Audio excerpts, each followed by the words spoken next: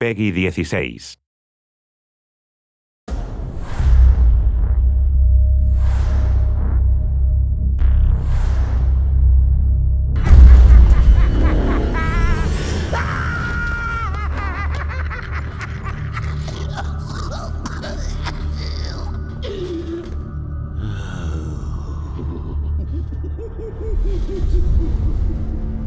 Batman Arkham City is essentially a character-driven experience.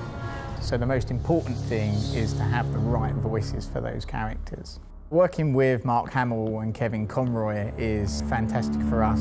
Like most people, you know, when you read the comics, these are the voices you hear of Batman and Joker. So yeah, it's very hard to imagine the game without them.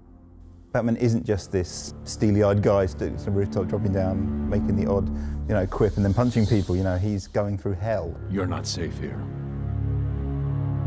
No one is.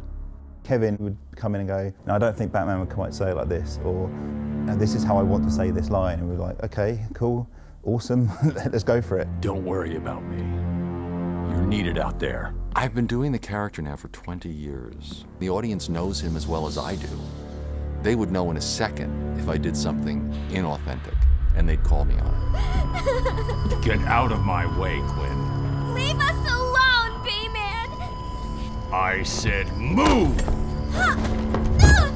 When you see Mark become the Joker when he's actually in the recording booth and doing these voices, he actually physically kind of twists himself and manifests himself into Joker. Mark, sometimes I think he actually is Joker, so he just turns up and he just nails it. In fact, we rewrote all the dialogue to really fit into where he was taking Joker. Surprise!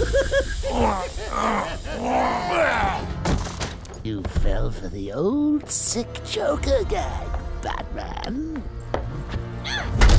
There's something about scary clowns, that it just creeps people out. But you of all people should know, there's plenty wrong with me. His purpose in Batman's orderly world is just to mess him up big time. Take my blood, for example.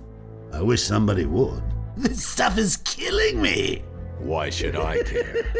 Because now, there's a teeny little bit of me in you too, Bats. He gets great joy out of just the most sadistic, oddball things. Imagine sucking down that last breath knowing that Gotham is doing the same. What are you talking about? Oh, didn't I say?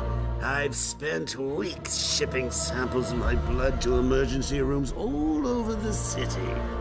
Because of the complicated character, Bruce Wayne and the Joker, there's a sort of a mutual respect there. Even though he knows he's insane, and he knows he has to be controlled, he would never want to kill him.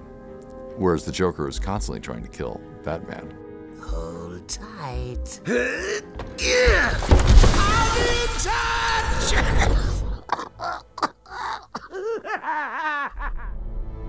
Stana, she came having prepared absolutely everything about Talia. She was a huge fan, as it turns out. Read all the books, read all the comics, and just really understood it right from the get-go. It's different voicing a character versus actually acting or performing a character on screen. The only tool that you have to access is your voice. How did you find us? I recognized your personal guard. It was just a matter of following her. Please, mistress, he tricked me. Leave! I will deal with you later.